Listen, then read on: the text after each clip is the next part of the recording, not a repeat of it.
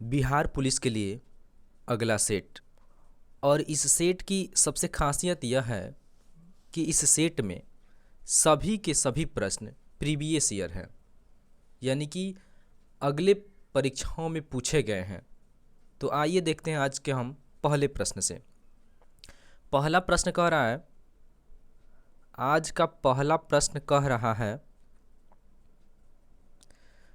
कि किस अखबार या पत्रिका ने वर्नाक्यूलर प्रेस एक्ट का समर्थन किया था। तो इसका आंसर हो जाएगा पायनियर, ऑप्शन संख्या सी, पायनियर। अगला प्रश्न को हम लोग देखेंगे।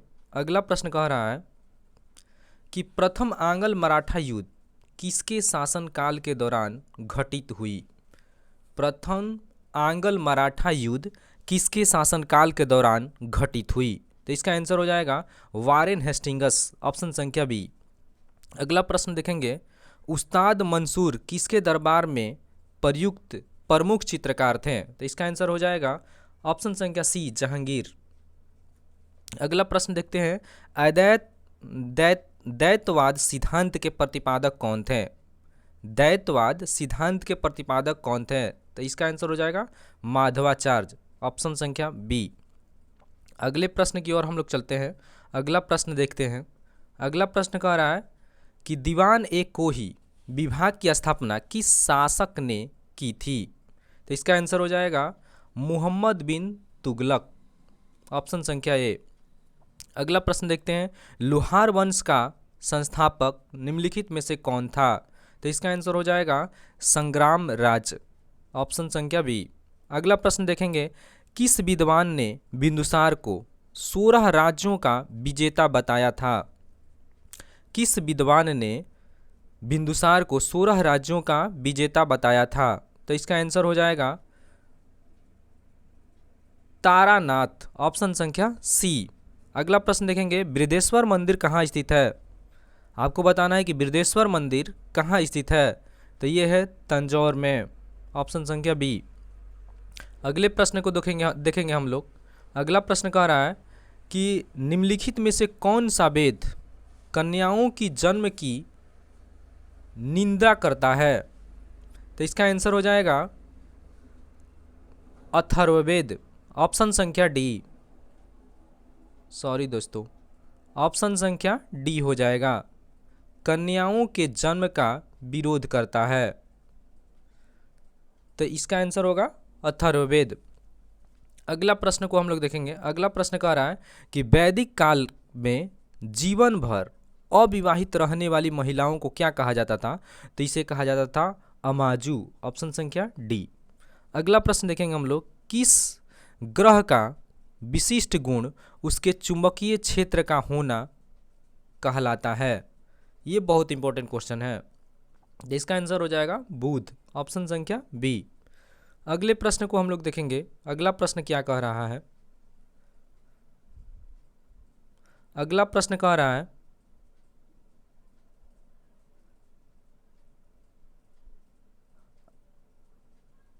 अगला प्रश्न कह रहा है कि भूमध्य सागर का प्रकाश स्तंभ किस ज्वालामुखी को कहा जाता है।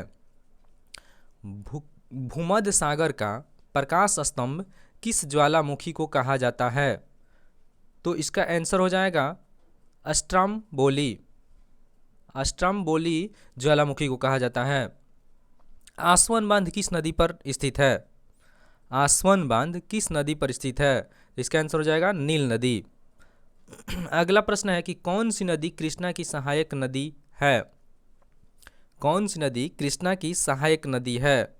तो इसका आंसर हो जाएगा कोयना, कोयना नदी है।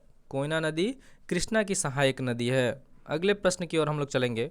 अगला प्रश्न कह रहा है, सॉरी दोस्तों, 14 नंबर प्रश्न जो है वो मिलान करने वाला है। कौन सी नदी कृष्णा की सहायक नदी है।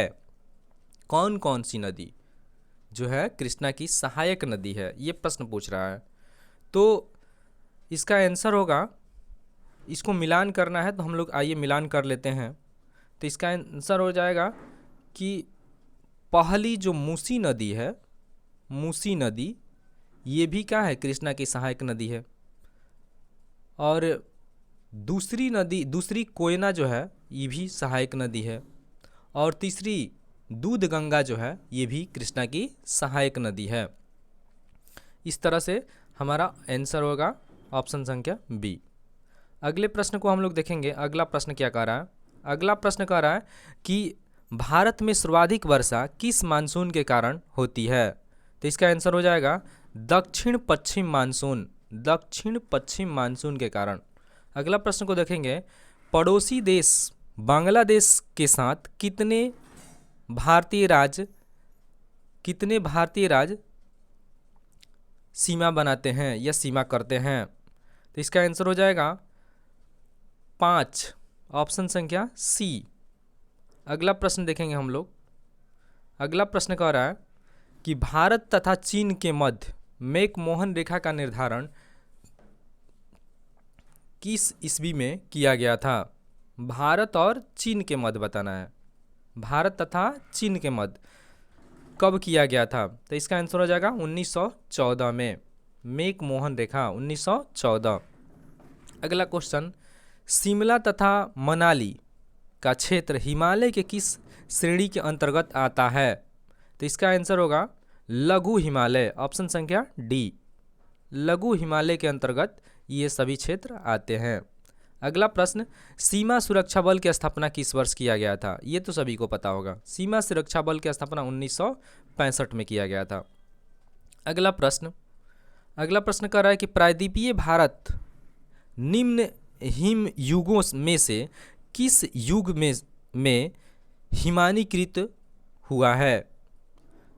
तो इसका आंसर होगा प्लीस्टोसिन हिम युग, ऑप्शन संख्या सी। अगले प्रश्न को हम लोग देखेंगे। अगला प्रश्न कह रहा है कि भारत के निम्नलिखित क्षेत्र में से किस में भूतापीय ऊर्जा क्षेत्र नहीं पाए जाते हैं? किस क्षेत्र में बताना है भूतापीय ऊर्जा क्षेत्र नहीं पाए जाते हैं? तो ये जो है गंगा डेल्टा में नहीं पाए जाते हैं, ऑप्शन संख्या बी। अगला प्रश्न हमारा कह रहा है कि राजनीति की रपटीली राहें पुस्तक के लेखक कौन है? राजनीति की रपटीली राहें पुस्तक के लेखक कौन है? तो इसका आंसर हो जाएगा अटल बिहारी वाजपेयी, ऑप्शन संख्या सी। अगला प्रश्न, राष्ट्रीय पंचायती राज दिवस कब मनाया जाता है? राष्ट्रीय पंचायती राज दिवस कब मनाया जाता है? तो ये मनाया जाता है 24 अप्रैल को, ऑप्शन संख्या बी।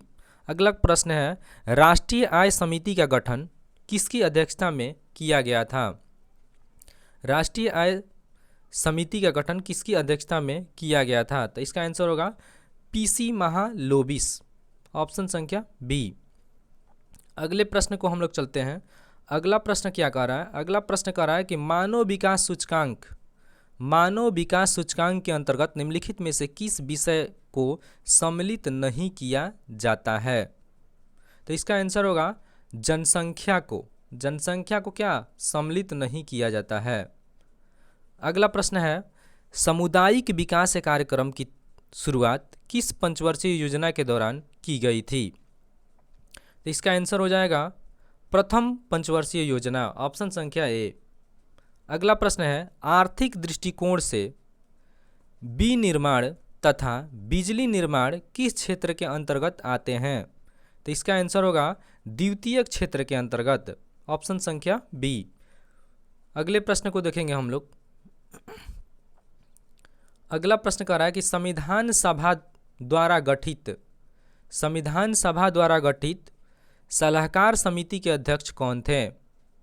बहुत इंपॉर्टेंट प्रश्न है, ये परीक्षाओं में बार बार पूछा जाता है। तो इसका आंसर होगा सरदार पटेल, ऑप्शन संख्या सी।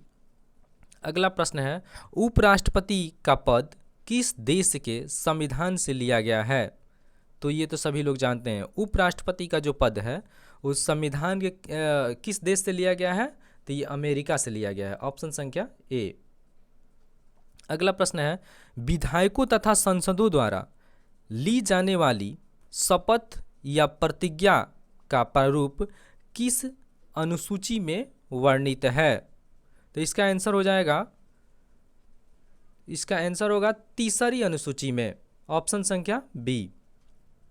अगले प्रश्न की ओर चलते हैं हम लोग। अगला प्रश्न क्या कर रहा है? अगला प्रश्न कह रहा है कि भारत के वर्तमान राष्ट्रपति तथा उपराष्ट्रपति का अपने पद के अनुसार क्रम क्या है?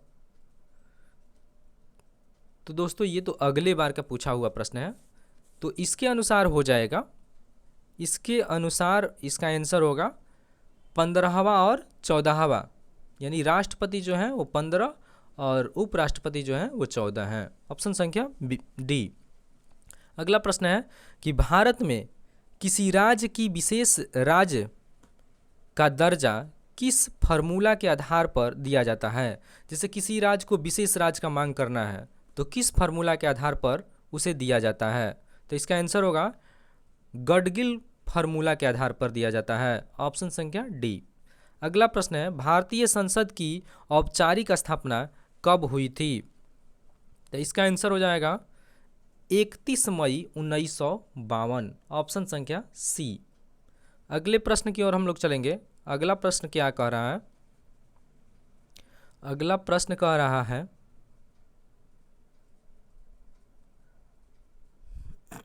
पंचायती राज संबंधी प्रमुख समितियों किस समिति से गठन बताना है कि कौन सी समिति कब गठित की गई थी।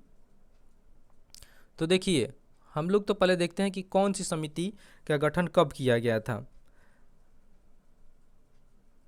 कह रहा है कि पंचायती राज संबंधी प्रमुख समितियों में कौन सी समिति का गठन सही है, पूर्ण है। तो देखिए, अच्छा बलवंत राय मेहता समिति पूछा जाए तो क्या होगा? इसमें बताना है कौन गलत है। बलवंत राय मेहता समिति 1957 सही है। अशोक मेहता 1977 सही है। जीवी के राव 1985 सही है। और ये जो है एल.एन. सिंघवी समिति 1988 ये गलत है। तो इस तरह से हमारा ऑप्शन संख्या डी। अगला प्रश्न देखेंगे हम लोग। अगला प्रश्न कह रहा है कि चीन का राष्ट्रीय खेल क्या है? चीन का राष्ट्रीय खेल क्या है? तो इसका आंसर हो जाएगा टेबल टेनिस। चीन का राष्ट्रीय खेल क्या है? Table tennis. अगला प्रश्न, भारत में ओलंपिक में पहली बार स्वर्ण पदक कब जीता था? भारत जो है ओलंपिक में स्वर्ण पदक पहली बार कब जीता था? तो ये 1900 ईस्वी में पहली बार स्वर्ण पदक जीता था। अगला प्रश्न कह रहा है कि किसी जीवित शरीर के भीतर कोशिका या ऊतक की मृत्यु क्या कहते हैं? ऊतक की मृत्यु को क्या कहा जाता है? तो इसका आंसर हो जाएगा नेक्रोसिस कहा जाता है। अगला प्रश्न कह रहा है कि प्रकाश संश्लेषण के दौरान प्रकाशीय ऊर्जा किसमें परिवर्तित होता है? तो इसका आंसर होगा प्रकाशीय ऊर्जा हमेशा रासायनिक ऊर्जा में परिवर्तित हो जाता है। अगला प्रश्न को हम लोग देखेंगे। अगला प्रश्न क्या कर रहा है? अगला प्रश्न कर रहा है कि निम्नलिखित में कौन ग्रीन हाउस गैस का उदाहरण नहीं है? तो इसका आंसर हो जाएगा नाइट्रिक ऑक्साइड। ऑप्शन संख्या सी, नाइट्रिक ऑक्साइड जो है ग्रीन हाउस का उदाहरण नहीं है। निम्नलिखित में से कौन सा जंतु स्तनपायी नहीं है? इस ऑप्शन के अनुसार बताना है आपको कि निम्नलिखित में से कौन सा जंतु स्तनपायी नहीं है। तो शार्क जो है वो स्तनपायी नहीं है। अगले प्रश्न को देखेंगे हम लोग। अगला प्रश्न कह रहा है कि निम्नलिखित में से कौन मानव मूत्र का एक असामान्य घटक है? मानव मूत्र का एक असामान्य घटक है। तो इसका आंसर हो जाएगा एल्बुमिन। एल्बुमिन जो है मानव मूत्र का असामान्य घटक है। अगला प्रश्न है, यहाँ एक न्यूमेरिकल दिया है, 1.5 ओम के प्रतिरोध वाले परिपथ पर 150 वोल्ट लगाया जाता है तो परिपथ द्वारा खर्च की गई कुल शक्ति कितनी होगी? तो इसका आंसर हो जाएगा 15,000 वाट। इसका हो जाएगा 15,000 वाट। अगला प्रश्न को देखेंगे हम लोग। अगला प्रश्न कह रहा है कि निम्नलिखित में से किसे बिलियन भी कहा जाता है? किसे विलयन भी कहा जाता है? तो इसका आंसर हो जाएगा समांगी मिश्रण को विलयन भी कहा जाता है। ऑप्शन संख्या बी।